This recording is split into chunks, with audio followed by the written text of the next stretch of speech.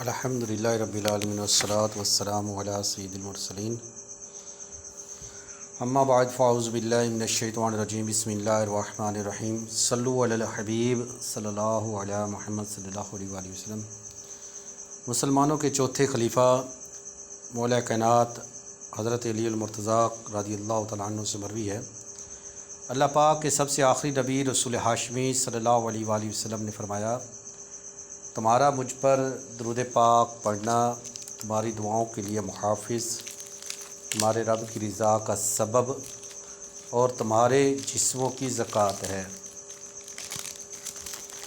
ہم غریبوں کے آقا پہ بے حد درود،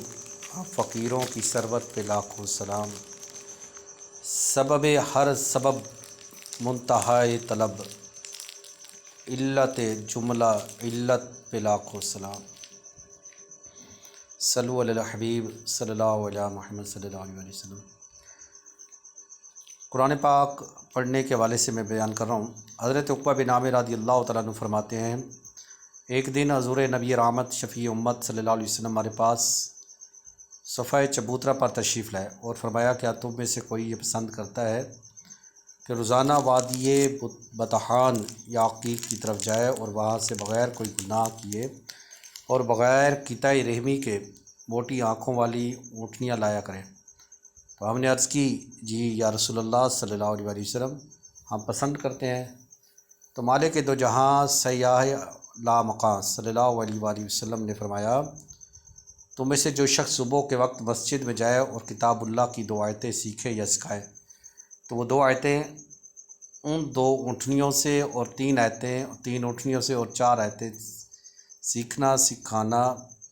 یا سکھانا 4 اونٹنیوں اور اتنے ہی اونٹوں کو رائے خدا میں صدقہ کرنے سے بہتر ہے۔ کہ 2 آیتیں سیکھنے کا اتنا فائدہ ہے، 3 آیتیں 2 آیتیں 3 آیتیں اور 4 آیتیں، اور یہ سیکھیں گے سکھائیں گے قرآن پاک کی، جتنی آیتیں سیکھیں گے سکھائیں گے وہ اتنی اونٹنیاں صدقہ کرنے سے بہتر ہے کسی کو 4 آیتیں سکھا دی جائے۔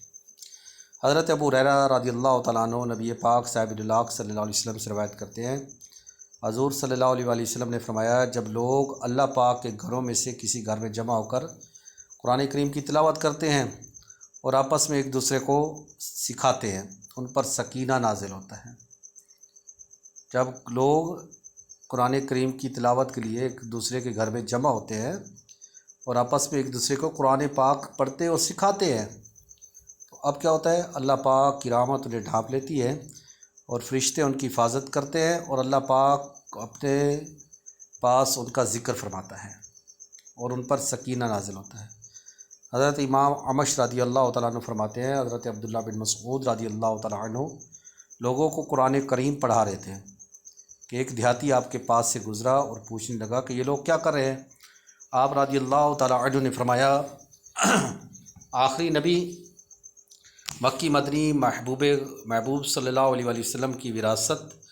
یعنی قرآن حکیم کا علم تقسیم کر رہے ہیں۔ حضرت ابو عبد الرحمن سلمی رحمۃ اللہ تعالی فرماتے ہیں، حضور جان کائنات فخر موجودات صلی اللہ علیہ وسلم کے 2 پیارے صحابہ یعنی حضرت عثمان غنی، حضرت عبداللہ بن مسعود، حضرت ابی بن کعب، جو ہمیں قرآن کریم کی تعلیم دیا کرتے تھے، انہوں نے مجھے بتایا یعنی رسول خدا سید الانبیاء صلی اللہ علیہ وسلم اپنے صحابہ اکرام علیہ رضوان کو 10 آیات کر کے پڑھاتے تھے، تو صحابہ اکرام جب تک ان آیات کی بے وجود علوم پر مکمل عبور حاصل نہ کر لیتے تب تک دوسری آیات کو سیکھنے کی طرف توجہ نہ فرماتے۔ تو میرے پیارے بیٹوں، منوں، بھائیوں، بہنوں، یہ دیکھا نا قرآن پاک کی فضیلتیں، آپ دیکھیں کیا ہے، قرآن پاک کا میاں سیکھنے سکھانے کا کیا فائدہ ہے، کتنا ثواب ہے۔ حضور کائنات صلی اللہ علیہ وآلہ وسلم نے فرمایا، جس نے کسی شخص کو قرآن کریم سکھایا وہ سکھانے والا اس سیکھنے والے کا سردار ہے، تو نہ وہ اپنے استاد کی توہین کرے اور نہ ہی خود کو اس پر ترجیح دے۔ اب جس سے قرآن پاک سیکھ رہے ہیں تو طلبہ کو چاہیے کہ وہ ان کی توہین نہ کرے اپنے پڑھانے والے کی، اور خود کو ان پر ترجیح بھی نہ دے کہ یہ سکھانے والا میں چھوٹا ہے تو میں بڑا ہوں، تو ایسا نہیں ہے، یہ نہیں ہونا چاہیے۔ سلطان المفسرین حضرت عبداللہ بن عباس رضی اللہ تعالیٰ عنہ فرماتے ہیں، سلطان المرسلین حضور خاتم المعصومین صلی اللہ علیہ وسلم نے فرمایا، جس پیٹ میں قرآن کریم سے کچھ موجود نہیں وہ پیٹ خراب گھر کی طرح ہے۔ جس پیٹ میں قرآن کریم نہیں ہے نا، وہ پیٹ خراب گھر کی طرح ہے۔ حضرت عبداللہ بن مسعود رضی اللہ تعالیٰ عنہ فرماتے ہیں کہ ہر باادب شخص یہ چاہتا ہے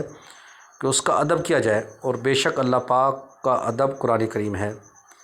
جو شخص چاہتا ہے نا میرا ادب کیا جائے، ہر شخص باادب شخص یہ چاہتا ہے، ہر باادب شخص یہ چاہتا ہے کہ میرا ادب کیا جائے۔ اب بے شک اللہ پاک کا ادب جو ہے نا وہ قرآن کریم ہے۔ ایک اور روایت میں فرمایا کہ ہر شخص اپنے دل سے فقط قرآن کریم کے متعلق سوال کرے، اگر وہ قرآن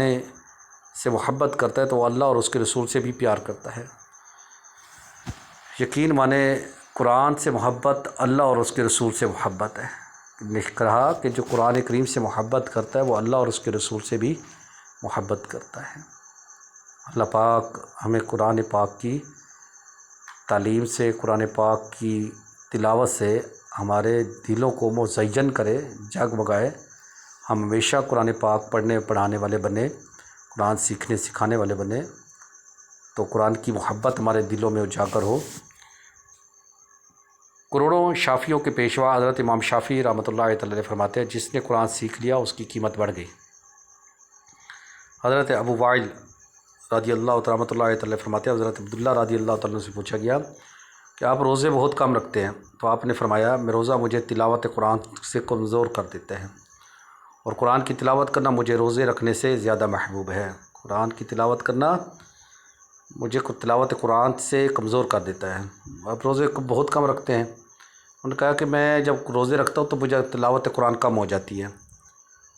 تو قرآن کی تلاوت کرنا مجھے روزہ رکھنے سے زیادہ محبوب ہے، کہ مجھے قرآن سے محبت ہے، مجھے قرآن کی تلاوت میں زیادہ کرنا چاہتا ہوں۔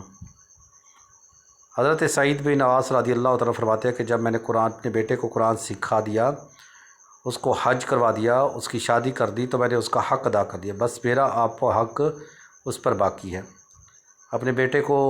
قرآن سکھا دیا، اسے حج کرنا سکھا دیا، حج کروا دیا، اس کی شادی کروا دی، تو میں نے اس کا حق ادا کر دیا، اب میرا بیٹے کا میرا حق اس پر ہے۔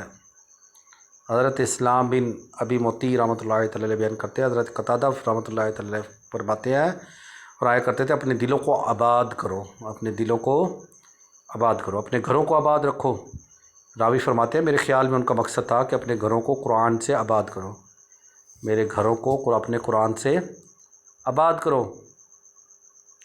اپنے گھروں کو قرآن سے کیا کرو؟ آباد کرو۔ اور ہمارے گھروں میں قرآن پاک، ہمارے اللہ نہ کرے کوئی ایسا گھر ہو، دیکھا یقین مانے کئی گھر ایسے دیکھے جس میں قرآن تو رکھا ہے اس پر مٹی پڑی ہوتی ہے، اٹھانے کے جو ہے نا وہ اٹھاتے ہیں تو مٹی ہوتی ہے، قرآن کی تلاوت نہیں کرتے۔ اور جس گھر میں قرآن کی تلاوت نہ وہ اس گھر میں بے برکتی پیدا ہوتی ہے۔ اے عاشقان رسول،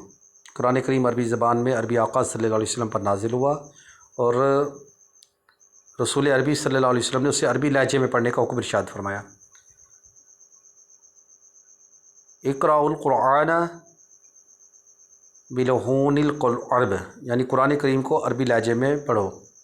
مگر بدقسمتی مخارج کی درستی کے ساتھ عربی لب و لہجے میں اب قرآن کریم پڑھنے والے بہت ہی کم ہیں۔ ہا اور ہا،